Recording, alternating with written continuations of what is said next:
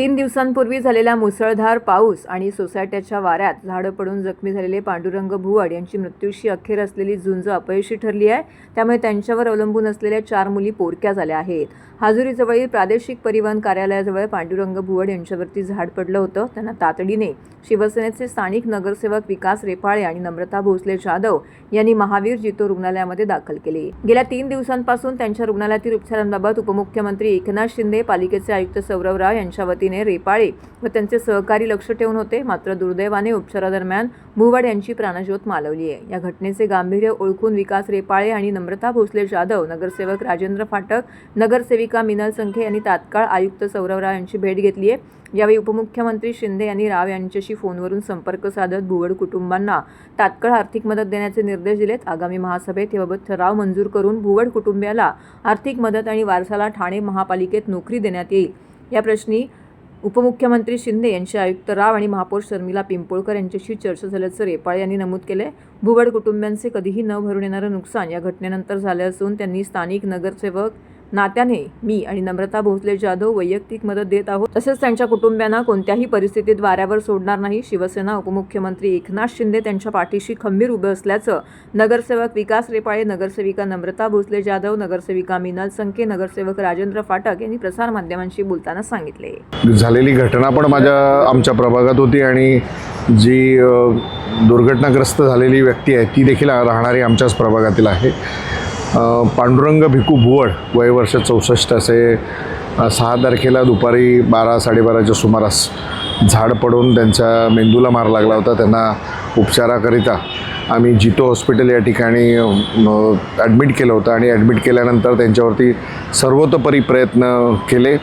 अगदी ज्युपिटर हॉस्पिटलचे तज्ज्ञ डॉक्टर देखील त्यांनी येऊन त्यांची शस्त्रक्रिया केली, परंतु त्यांच्या मेंदूला लागलेला मार हा अतिशय मोठ्या प्रमाणात होता आणि आज त्यांचं दुर्दैवी असं निधन झालं आहे। या दुःखद प्रसंगाच्या अनुषंगाने मी माननीय उपमुख्यमंत्री मी असेल, नम्रता भोसले मॅडम असेल, आम्ही सगळेच सहकारी नगरसेवकांनी माननीय एकनाथ शिंदेसाहेबांशी याबाबत चर्चा केली। शिंदेसाहेबांनी तातडीने माननीय आयुक्तांना सदर कुटुंबाला योग्य ती मदत करण्याचे आदेश दिलेले आहेत। मी माननीय आयुक्तांना मी असेल, नम्रता भोसले मॅडम असेल, आम्ही आत्ता भेटून तसेच माननीय महापौर यांना देखील आम्ही भेटून या घटनेची माहिती दिली आणि त्याच्या अनुषंगाने त्या कुटुंबाला मदत करण्याच्या अनुषंगाने येत्या महासभेत तसा प्रस्ताव आणण्याच्या सूचना माननीय महापौरांनी प्रशासनाला दिल्या आहेत। माननीय आयुक्तांनी देखील याबाबत अतिशय संवेदनशीलरित्या मदत करण्याचं जाहीर केलेलं आहे। सर, पण झाडं पडण्याची घटना मोठ्या प्रमाणात आहे। आपत्कालीन विभागाला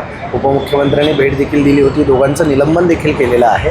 आता पाऊस जरासे उसंत घेतलेले आहे, जे उर्वरित झाडं आहेत त्याची छाटणी करण्याबाबत महापालिकेशी काही पत्रव्यवहार आपला असणार होता? नाही, मी केलेलंच आहे। मी दररोज करत असतो, दररोज या संदर्भात प्रभागातील झाडांच्या बाबतीत मी असेल, नम्रता भोसले मॅडम असतील, आम्ही सगळेच नगरसेवक पाठपुरावा करत असतो।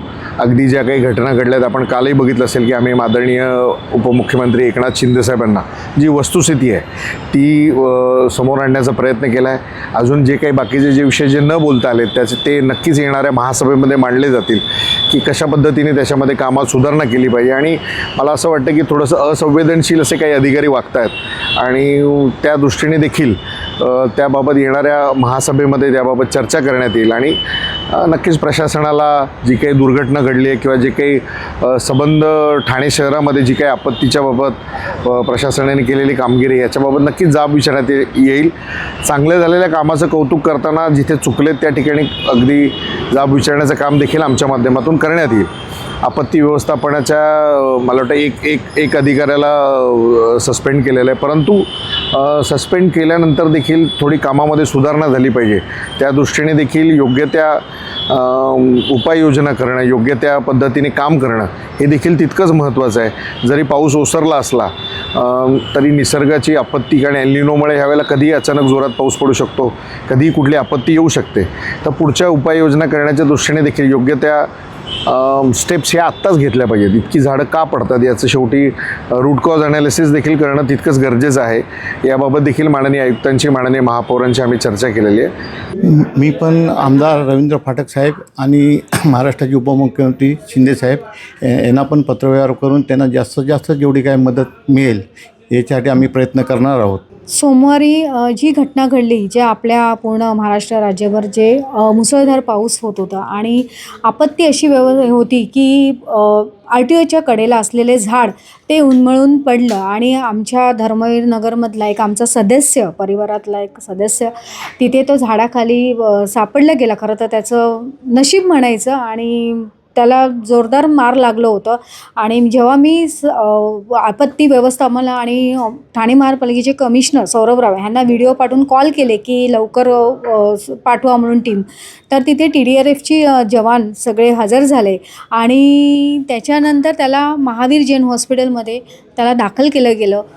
आयुक्तांनी आणि सगळ्यांनी टीमने डॉक्टर शिंदे जे न्यूरोसर्जन होते त्यांना लगेच तातडीने बोलवलं, त्यांच्यावर उपचारसुद्धा केला, सर्जरीसुद्धा केली आणि आज 3 दिवस ते उपचार घेत होते आणि आज 4थ्या दिवशी त्यांचा मृत्यू झालेला आहे. खरंच हे आमच्यासाठी दुःखद आहे आणि त्यांना कुटुंबांना दुःख पचवण्याची ताकद देऊ, शक्ती देऊ, हे ईश्वरचरणी आम्ही प्रार्थना करतो.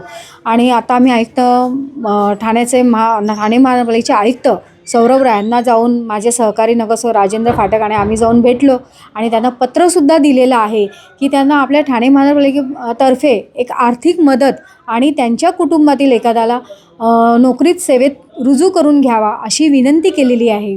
तर आयुक्तांनी आमच्याशी एकदम पॉझिटिव्ह चर्चा करून आत्ताच महाराष्ट्राचे उपमुख्यमंत्री एकनाथजी शिंदे साहेब यांनीही कमिशनरशी चर्चा करून त्यांना आर्थिक मदत 10 लाखाची आर्थिक मदत करण्यास सांगितलेली आहे आणि तसंच त्यांच्या कुटुंबातील एखाद्या सदस्याला नोकरीत रुजू करून घ्यावे असे महाराष्ट्राचे उपमुख्यमंत्री एकनाथजी शिंदे साहेब यांनी आदेश दिलेले आहेत.